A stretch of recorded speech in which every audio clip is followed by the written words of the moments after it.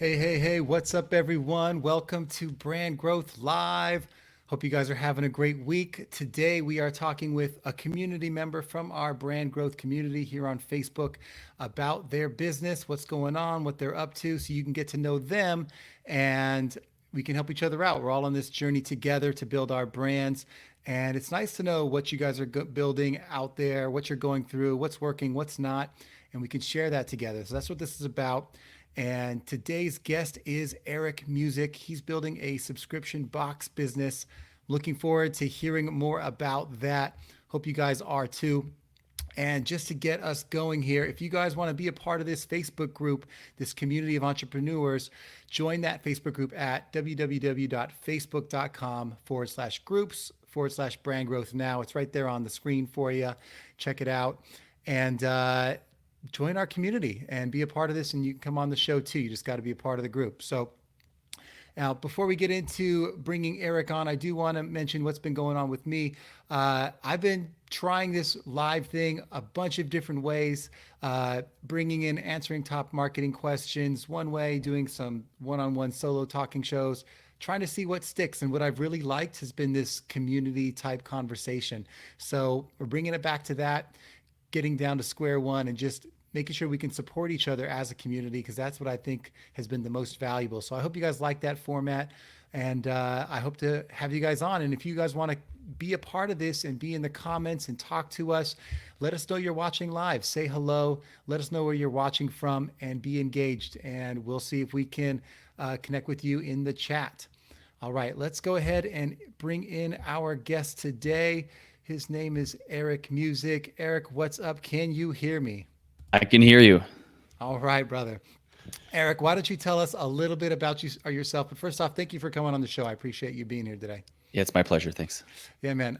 Tell us a little bit about you. I know you're part of the community. I've met you through another group that I'm in. I believe in masterminds and communities.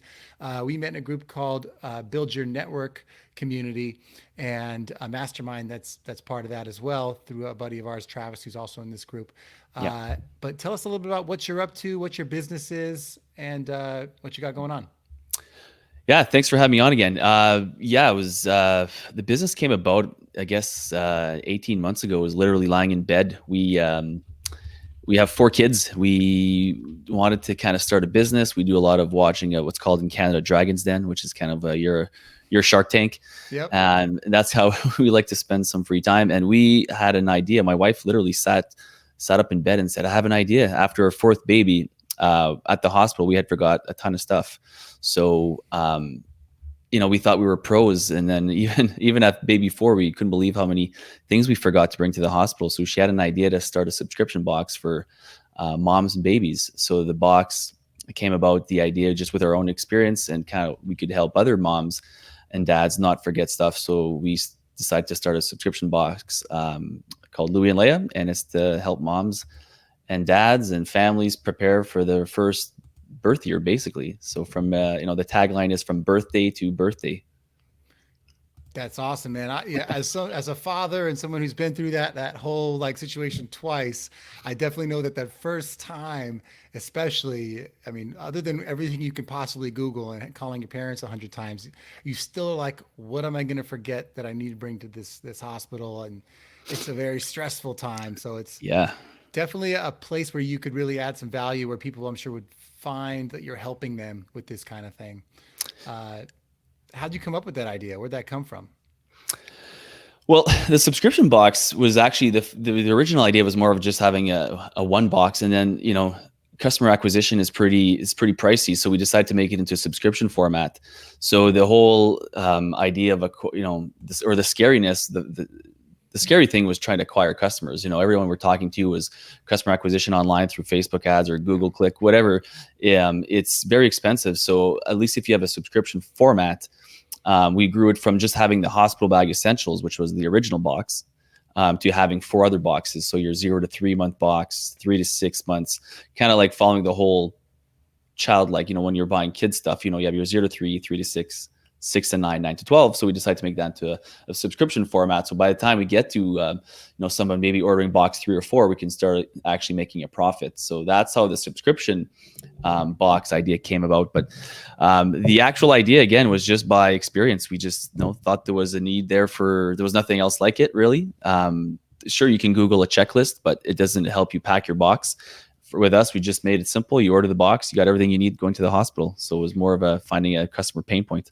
Yeah, I mean that sounds like a pretty difficult business to start up with just the amount of partners you have to source and finding materials for the box and picking Yes. the right products. Like, how did you even like? Are you done with all that? Or are you still doing it? You know what? Yeah, we're finally done. We're looking at launching in November now. This goes back about, like I said, 18 months. So it's we're new to the business world. We both have traditional jobs. My wife's a graphic designer. I worked as a cable technician for 15 years prior to this. So everything was new. We had to just kind of by fault, at first my reach out emails to suppliers and wholesalers were pretty poor. And it's no kidding that they would never really return my emails or calls. But Yeah. I researched more how to do it, got better at it. And, once I developed a better system and kind of like a template, it was pretty straightforward. You keep emailing and bugging a lot of people, but it's still not perfect. Like a lot of suppliers, it's surprising. You think you got a great thing for them. You just want to buy from them and have a product to sell, and they won't return your calls. So it's still, sometimes it would keep you up at night wondering why don't they want to sell product? Like what's going on here? Yeah. What's the problem? Yeah. So that's good. You've gotten through the hard part. Oh, and now you just got to sell the thing. Yeah, which brings us to the other thing. Now it's kind of like on the marketing side of things, right? So we've just completed our first lead magnet, which we're going to launch this week. Talking not only to yourself, but other people that are in the group. Just lead magnets are a pretty powerful tool, but now that's created, it's how to launch that lead magnet and how to get traffic to the lead magnet itself is another whole issue. So it seems like it never really stops, but the learning for sure never stops. We're always kind of running into, you open up one question, you have 10 more that pop up, right? So Yeah, exactly. And this is you and your wife doing this together? correct. Yeah. Yeah. What were you doing before? What was your trade before? Yeah. So my background, very blue collar. I still live in the same town I grew up in, 1,000 people in middle of Canada. And my background is being a cable technician. So I've been working for a company called Shaw Communications. If you're from the States, you would recognize something similar to Comcast or, Right. Cogeco, some of those cable giants. For us in Canada, Shaw is one of those. Worked with them in the commercial and residential department for 15 years. Awesome, man. Well, it's always as someone who had to leave, a career to do something on my own. I respect that you had the courage to get out there and like start your own thing. I imagine that was a pretty scary thing to do. What made you get over that hump? You know what? I'm kind of blessed in a way. 18 months ago, there was a buyout option with our company. They offered it to 6,000 employees in the company. I was one of those lucky ones. It was a voluntary thing. You could take it or not. I'd say about half the people took it, half of them didn't. So I knew once I took it and they gave me 18 months before my exit date that I had some planning to do. And that's how we started really kind of trying to think of something else. And that's when we came up with the idea for the subscription box. So, I mean, it kind of, and I say it was a blessing because I'd probably still be working it otherwise. I got a family and kids, and it's not an easy thing. Some people start side hustles and all that, and some people, depending on who you talk to, believe in them or not. But I'm kind of an all-in guy. If I was going to go all in, I need to go all in. So I had to leave the job some way. The Yeah. buyout gave me that option. So Well, I like it. And it's an uphill battle, everything, but you've already gotten so much of it done. I love that you found an idea that you guys were interested in getting behind and yeah. going all in on that. That's awesome. Are there things that have been like easier than you thought? You're like, oh, this is or at least that have been a big win these past couple weeks that we could celebrate with you? Yeah, you know what? Things that have been celebrated. You know what? Last couple of weeks, we've kind of got all our suppliers on track. We've got those in place. Sorry, this thing keeps falling over here. Yeah. Yeah. So suppliers are all in place. Our look, our logo, everything, like it's really guided us. Like actually the logo and the look has been one thing that's kind of guided us through the whole thing. Once we had that in place and kind of our our mission statement or whatever you want to call it, that that made things a lot easier, because every time we'd think of a product, if it didn't kind of adhere to that mission statement, it was out the window. So local wins are that, the fact that the lead magnet is coming out this week. All those things are big wins for us coming up, because we want to collect those emails before we launch.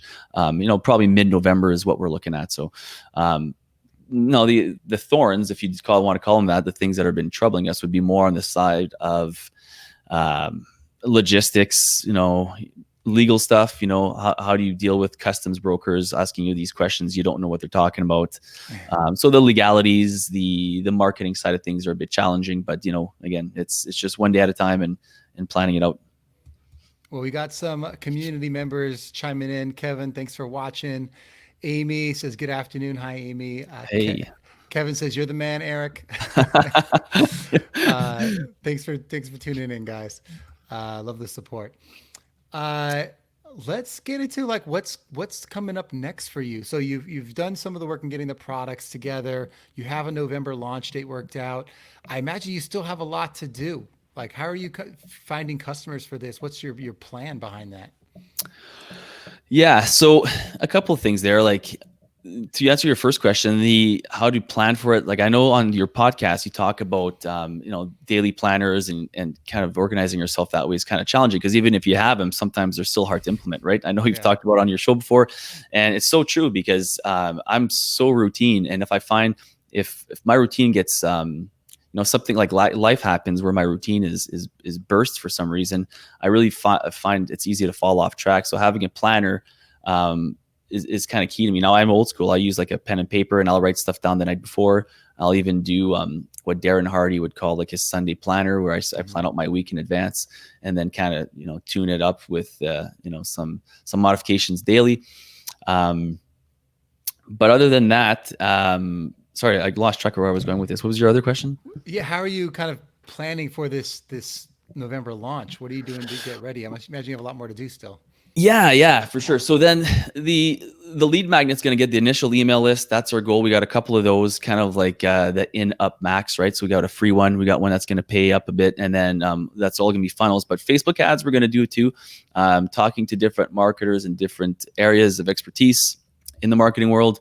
Looks like we're going to start just kind of using our own Facebook followers to start, just grow it very organically, test the waters, just, because you can spend a lot of money on Facebook ads and Google ads and all these different things. But I think we're not going to so much start with an expensive campaign, if you want to call it that. We're going to go kind of grow these small organic size. We're going to throw a couple $100s here and there, see what's working, see if we can gain traction. And at the same time, learn it ourselves, because we want to kind of learn and do a lot of it ourselves in the beginning, especially with we're bootstrapping this thing. Everything's is pretty tight budget wise, so we can't afford a $10,000 to $20,000 campaign. So we're going to throw a couple $100 here and there on Facebook ads, see what sticks, and then keep growing that as money comes in. But yeah, I mean, you're a marketing guy, you'd have a better idea to tell me how to go about launching this thing. But yeah, no, we talked a little bit before the show. Yeah. And thumbs up, everyone, if you're liking today's content. Appreciate you guys joining in.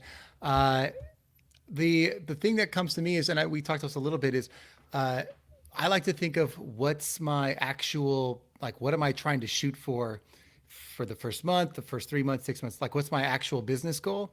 And then I map my marketing goals to those business goals, because it's, as marketers, the challenge we often have is that we're given challenges that we can't solve for. It's like the goal for the marketing is sales. And we're like, well, I can't guarantee you a sale with marketing, but I can guarantee you a number of eyeballs. I can guarantee you a number of people seeing an ad. I can't guarantee a conversion, but I can guarantee, like there's certain things that we can help with. So in my mind, I like to make sure first I have a goal that I understand, and then I can map a real marketing goal to. So for you guys, I know we talked about like figuring out how many are you actually trying to sell, because spending thousands and thousands of dollars on Facebook ads, if you only need to sell like 10 of these things, doesn't map up, right? Yeah. And we talked about that a little bit. You want to talk about like your goals to get going? You're starting off small and ramping up, right? Yeah, especially as we're just ordering stuff in, right? So, I mean, the biggest challenge when you're bootstrapping a subscription box business is some people will do, they'll order their stuff all in advance, is what we're doing. So we're only looking to sell maybe like a couple hundred boxes per month to start, because that's what our stock is. And then when that income comes, we can start scaling. So, in the first 0 to 6 months will be, 100 boxes a month would be great. And then scaling that to, in 6 to 12 months, and then 12 to 18 months, we want to get over 1,000 boxes per month.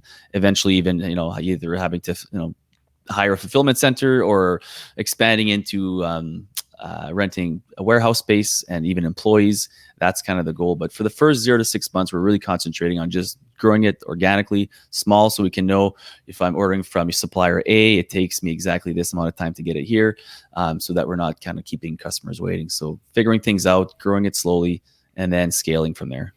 Yeah, and what I like is when you talk about 100 customers, that seems realizable, like realistic. You're like, okay, Yeah.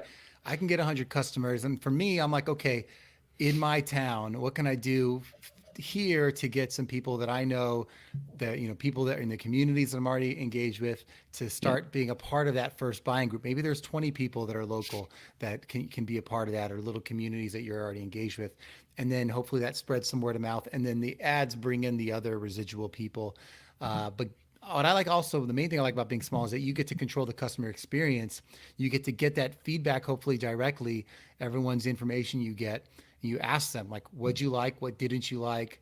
And if they hated something, like, maybe you could send some substitute products or have some things back up that you're like, okay, we're going to get you something else that, like, that keeps them like really excited about the process and about working with you as a company, just so that you have that customer touch, and maybe Yeah. they have direct contact with you guys, or an email or a customer service number or whatever, is great when you're small, because it's still enough that you can keep up with, as opposed to when you're like 10,000 orders come in, all of a sudden you can't talk to all 10,000 customers. It's just not going to work out. I love the idea of keeping it small. Yeah, especially in the beginning. I couldn't agree more. And that's why we want to totally reach out to them, call them. We want to call them, send them video messages, thanking them, just little customer touches that the big companies, our competition is just not doing right now. We've ordered all the competition boxes, and the customer experience we found was not ultimate. So that's Yeah. kind of our part of our thing, is having the ultimate customer experience, and for us, that means quality. It means having things that are eco-friendly, whatever that means for each company. But for us, that's what it means. So, but being able to reach out to them personally after every purchase, and, writing them a handwritten note, in every box, those kind of things is what we're really going to be concentrating on. And I agree with what you're saying with staying local in the beginning. There's lots of trade shows locally, farmers markets. I don't know if you guys have that down south, where Yeah. you can bring so I mean, things like that are going to work well. Word of mouth is going to be a huge one, and kind of like maybe touching on what you're saying is kind of becoming the local expert in that area first, and then again, expanding from there. Yeah, man. Well, and the other thing about customer feedback is you always find out these interesting nuances. It's like, we thought they'd love the diapers with the pictures of strawberries on them, and turns out no, they just want the white diapers so they could see the line that shows when they peed. Like, there's Yeah. something like that you learn that you didn't know Yeah. or expect, and I think that's the Totally. best part of the whole thing. Totally. Uh, Maybe we could talk a little bit about things that you're still like, that are still hurdles that you're going through, obstacles. Maybe the group here has some ideas they can share in the comments later on too. Just things that are coming up, things that kind of you're trying to tackle. Yeah, trademarking, stuff like that. When to start trademarking is one. We don't really need any patents because it's a subscription box. Everyone knows some of the products you're going to find in the box. You already know them. You're just getting a better rate on them, basically. So, patents is not a big thing we are looking at, but trademarks, our name, trademarking the name. When is it a time to do that? Is there a specific, amount of income you make and then you you trademark? Again, lead magnets, yes, creating them, but how do you push those now? Is it through, what are the best rates for them to go through Facebook ads? How to properly target an avatar through your Facebook ads. Those are things we're kind of, YouTubing and finding out just the old fashioned way, because we do have an avatar that we've created. And I'm assuming everyone would know what an avatar is on here. I don't know if you want to touch on Yeah, that, but yeah, yeah. That's fine. No, they got yeah. So, it. but how to exactly, we have a specific avatar, it's a affluent mom that cares about nature, being organic, eco-friendly. She has got to be probably pregnant or no pregnant friends. So between say 20 and 40, right? So how do you specifically target people like that? How to track those once you do Facebook them, tracking them through analytics and whatever. I'm sure there's better apps out there now than there was even a year ago. So all these things are stuff we're now looking at because we're about to launch. So those are some of the hurdles that are kind of like keeping us up at night and sometimes keeping you even, spinning in the same place because it's almost so many things you don't know where to start, right? Yeah, well, and that's a good point. And in terms of trademarks and whatnot, if anyone in the group has experience with that and you know a good time to think about that, I'd love to hear you guys' opinions on that if you've been through that same process. I haven't. I've heard all kinds of different opinions, so I'm not going to chime in on that because I'm not the expert. But it's a great question. I think we've all thought about that at some point in time. For me, I'm like worry about the business until it becomes a big enough problem that you actually need to address it, or hopefully you have to get ahead of it. But for me, I'm like, just grow the business, get some sales out there. If you need to change your name because it competes with someone, like you could change it. You know, Yeah. Yeah, totally. I mean, and we got the .com. It's not like, those are yeah, obviously the things you look at, right? And then that I'm more, more if someone like, Amazon, they're so big now, they could turn around and call it, we're Louis and Leia, they could call it Luis and Leia or whatever. yeah, And then, is that a trademark infringement? I don't know, right? yeah. Well, good news is most, Amazon's not going to care about us guys out here building little businesses. Yeah, exactly. That's probably fair. That's for sure. No, but what's interesting though is I like the idea that you're thinking of, like in terms of your marketing, not just what do you do one or two things at a time, but what is a strategy? Like what is the plan for your business in terms of marketing, and how are you going to measure that plan? How are you going to make sure you're doing the steps you need to execute on it? And that's something that I do work with people on all the time. It's something I did in my previous career. The idea that you have to set your goals, B, figure out what's the strategy that like maps to those goals so that you can achieve them. And then what are the tactics? So it's like, okay, like Facebook is a tactic. It's not a strategy, right? Right. Like your strategy is, okay, you have this avatar, which is just who's your customer, right? And you say, okay, if my customer is this mom person at this particular age that's ready to have kids, how do I get in front of them? Well, I want to make sure I like the people that are just about to be moms, but we don't know much more about them. I want to have this. I want them to know that we exist, or whatever it is. Right. The people that are moms and we know that they're like about to go to the hospital the next 6 months. I want to be in the top of their consideration set. I want them to be telling their parents about me. And like step three, the ones that are like just about to buy or just about to have the baby. I want them to be getting multiple messages from me, to know like top of mind, getting reminders that I'm doing this every day. Like this is a bad example, but like you have these different Yeah. situations. And then you say, okay, the strategy is to deliver timely messages to the ones that are closest, and just deliver broad kind of introductory education messages to the ones that are just getting into this product. So you have different ranges of strategy. Right. And then you're like, tactically, now I've got to choose, okay, what are my channels? Like what's the, like generally, okay, I know I'm not going to be producing radio commercials, or outdoor billboards or TV, like, so really my channel consideration is really down to like digital for the most part, and maybe trade Yeah. show booths or whatever. So you're like, okay, given that consideration set, what are my tactics within those channels? Okay, Google display network, Google search, Facebook ads, Instagram ads.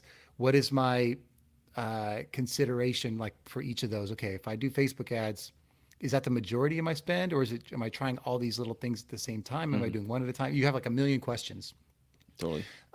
Basically, but all these questions are a plan, right? And that's the beauty of it. As you start to ask more and more questions, you start to write things down like, okay, I'm going to try this first.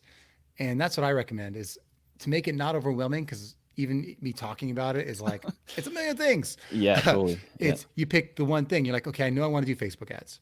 All right, like let's start with that. Let's figure that out. I don't have to know it perfect, but I need to try something. 30 Yeah. bucks, you can try a Facebook ad. It's not a lot of risk. but you'll start to understand the choices you have to make in running Facebook ads. And then as you learn it a little bit more, you can outsource. You could hire someone that when they say, I run Facebook ads, you've done it a little bit now, so you understand their language. That's all I think you need to, as any business person, I think you need to understand the language of something and then outsource it if it's not your expertise. But if you don't do it at all yourself, you're not going to have any clue what they're doing if they're succeeding. Yeah, that's so good. Like I love that. And that's where we're at, even like when it comes to stuff like bookkeeping, like I'm going to outsource that eventually, but I'm going to do it in the beginning because I want to know the language. That's a great way to put it. I want to understand it, at least when they're talking to me. I'm not, getting fleeced because I know what they're talking about a little bit. So, yeah, that's another great point. Like, knowing where to put the money, I think moms generally, and the women can correct me if I'm wrong, but I think like Facebook is going to be key. Instagram, Pinterest is kind of like our top three Yep. areas where we'd like to really target. So actually my wife being a graphic designer, she's been really creating a lot of cool content on Instagram. That's going to be, we'll kind of cross content, hopefully use that for other things as well. But we got a plan, and she's bought, she listens to Amy Porterfield stuff a lot. Yep. And just like planning how to deliver the content, because you can do it all on Sunday and then have it delivered in a timely sequence, like what you were saying. So that content. Yeah, so that all that stuff is super cool, and we're both learning it as we go. Yeah, so list building's huge. You're gonna like live and die by your list. So I love that you can start now. You don't have to wait till the product's done. You can start now engaging in communities, putting out lead magnets that acquire people's information that might be in that right target group that we're talking about. That's awesome that you can start that now. Are you doing other things to help kind of get involved with your communities and build your brand? I know you mentioned you were taking a podcast like creation course. Yeah. So coming this New Year's, I still got to talk to my coach about this. I took a coaching course by Travis, our mutual friend, Travis Chappell. Took his VIP day course for podcasting last week, actually, and it was fantastic. And the actionable steps that I have now, the clarity that it gave me, I got a clear plan, 6 plan after my 7-day action plan. So we're going to use that. The name of the show, I'll tell you here now. You're hearing it here first.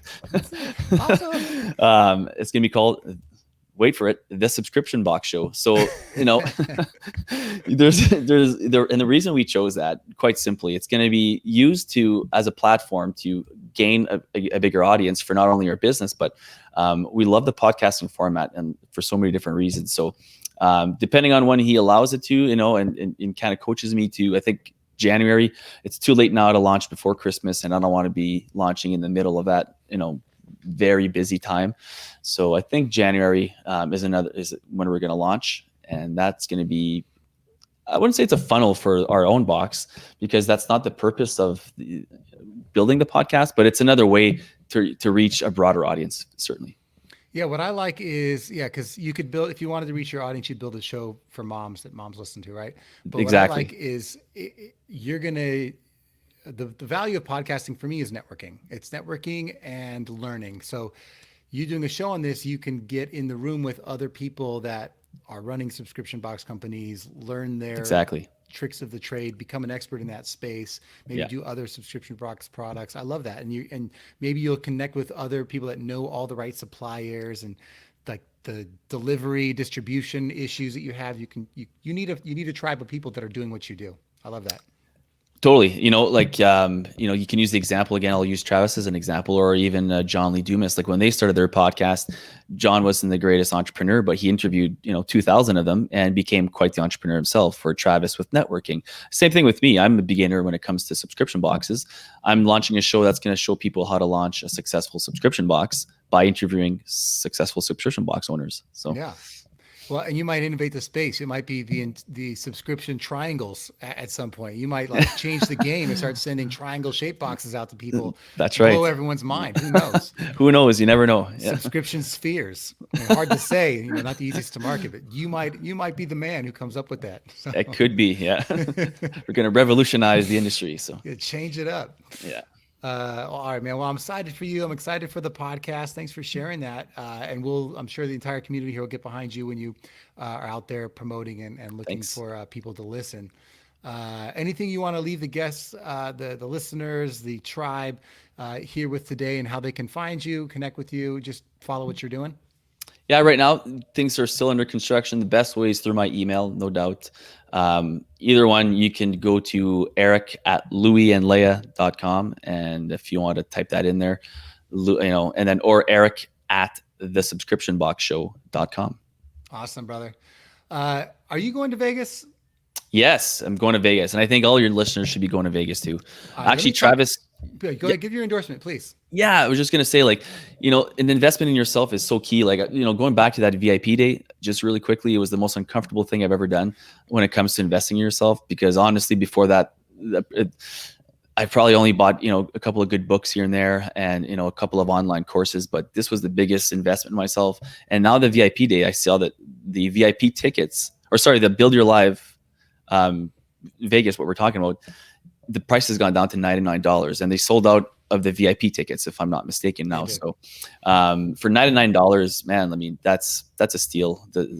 I don't know what you want to say something about it, but Yeah, no, so for everyone that is trying to catch up, there's this amazing event. I'm going to be in Vegas with my buddy Travis, who's throwing this event at Top Golf. It's called Build Your Network Live. I'm going to see yeah, if I can share my screen real quick. Let's see if it'll let me bring it up here. If you'll bear with me, there it goes. Uh, it's at Top Golf, November 8th through 10th in Las Vegas, and it's this. The goal is to learn how to build your network and your business. And Travis is our host. He's the one who's coached some of us on podcasting. He has a top 25 business podcast. And the speakers are just amazing. Steve yeah, Sims, founder of Blue Fishing and author of that book as well. Brad Lee, founder of Lightspeed VT. Mark Brazil, co-founder of Iconic, who I know does some work with Gary Vee.